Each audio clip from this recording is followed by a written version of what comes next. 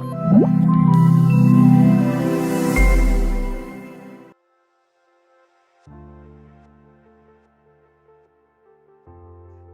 And नमस्ते, this is dietitian Juhi Sharma from gym.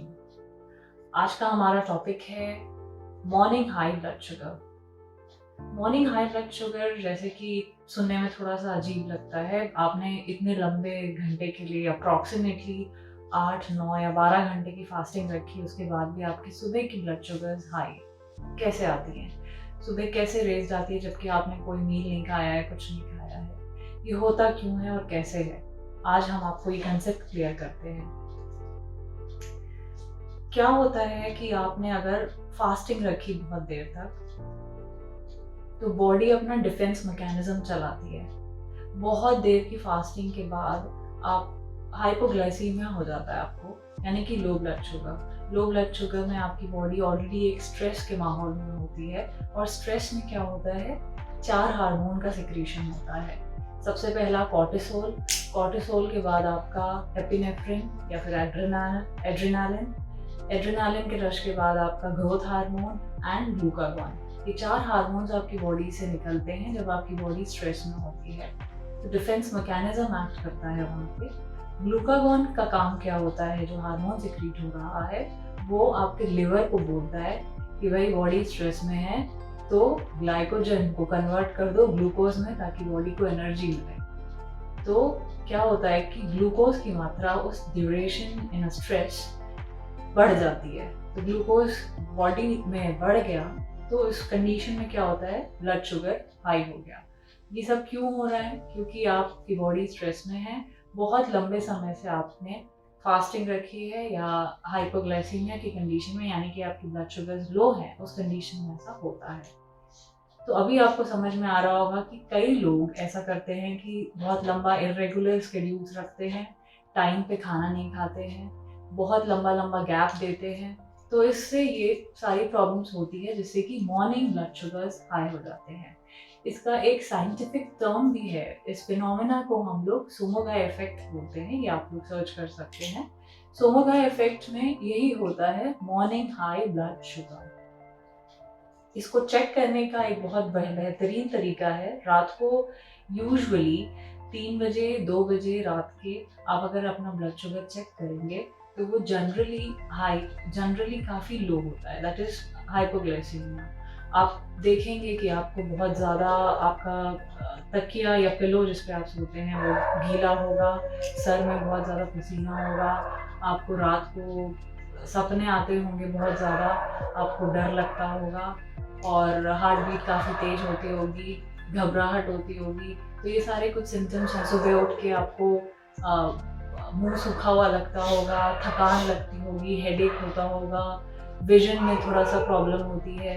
तो ये सारे कुछ सिम्टम्स हैं जो आपको हाइपोग्लाइसीमिया के इफेक्ट्स हैं, रात को होता है। एंड कुछ दिनों तक कंटिन्यूस अगर आप चेक करेंगे अपना ब्लड शुगर रात के 2 बजे या 3 बजे, तो आप देख पाएंगे कि आपका ब्लड शुगर लेवल काफ़ी कम है। और वैसे ही अगर आप सुबह चेक करेंगे उठने के बाद, तो इट इज़ यूजुअली हाई। तो ये बॉडी का डिफेंस मैकेनिज्म काम कर रहा होता है टुवर्ड्स हाइपोग्लाइसीमिया। रिएक्टिव हाइपोग्लाइसीमिया भी, रिएक्टिव हाइपरग्लाइसीमिया भी बोलते हैं इसको हम, कि आपके लो ब्लड शुगर को रिएक्ट करने के लिए बहुत देर तक आपने फास्टिंग रखी है, तो ये सारे प्रॉब्लम्स होते हैं। अब इसको हम लोग सॉर्ट आउट कैसे कर सकते हैं? बहुत सिंपल तरीके हैं इसके। ये यूजुअली इस वजह से होता है कि आपने रूटीन बैलेंस नहीं रखा है, इरेगुलर रूटीन चल रहा है आपका diabetic, either due to the medicine that is insulin, और due to the eating habits, और due to lack of exercise, और अ लॉट ऑफ एक्सरसाइज। तो ये कई कारण होते हैं। आपने बहुत ज़्यादा एक्सरसाइज कर ली तो भी आपका ब्लड शुगर लो या हाई हो जाता है, आपने अपना मील टाइम पे नहीं लिया तब भी हो जाता है। तो what I would suggest is, इसका एक ही इलाज है कि आप या तो आपको रात का बेड टाइम इंसुलिन का लेवल कम करना होगा सो दैट आपका morning blood sugar level high ना हो, या फिर इंसुलिन चेंज करना होगा। अपने डॉक्टर से कंसल्ट करें और बात करें कि क्या किया जा सकता है इंसुलिन में। इंसुलिन का ड्यूरेशन यानी कि टाइम ड्यूरेशन हम चेंज कर सकते हैं कि उसको कितना देर पहले लें और इसके साथ ही साथ डाइट में हम बेड टाइम स्नैक ऐड कर सकते हैं। अगर हमने बेड टाइम स्नैक ऐड किया रात को सोने से पहले, कुछ high fibre and low fat meal, कुछ छोटा मोटा स्नैक अगर हमने ऐड किया तो आपको डेफिनेटली हेल्प होगी और सुबह का ब्लड शुगर आपका कंट्रोल में रहेगा, वो धीरे धीरे कम होने लगेगा।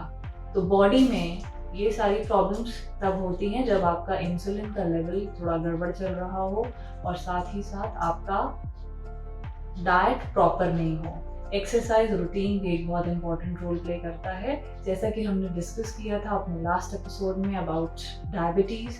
इसके बारे में मैंने काफ़ी ब्रीफली डिस्कस किया था कि ये सब होता क्या है।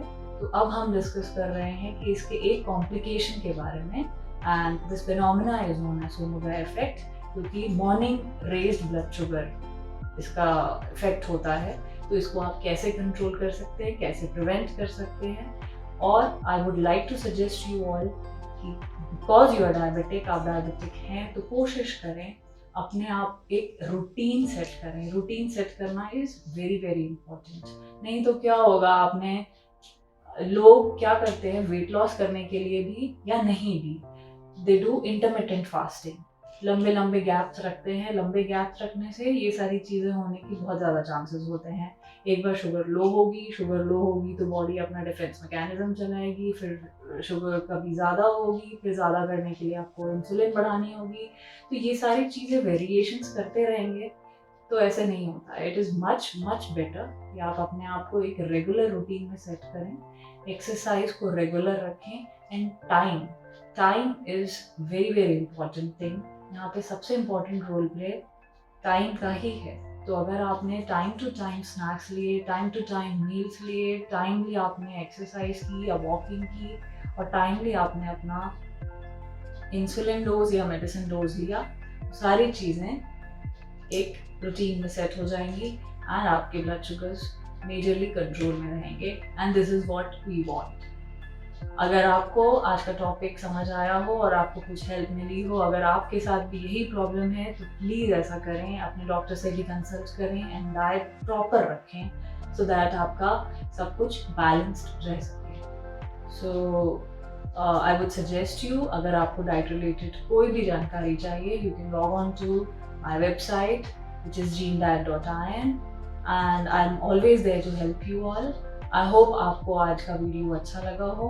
Please do like and subscribe. This is Juhi Sharma from Gene. Namaste. Bye.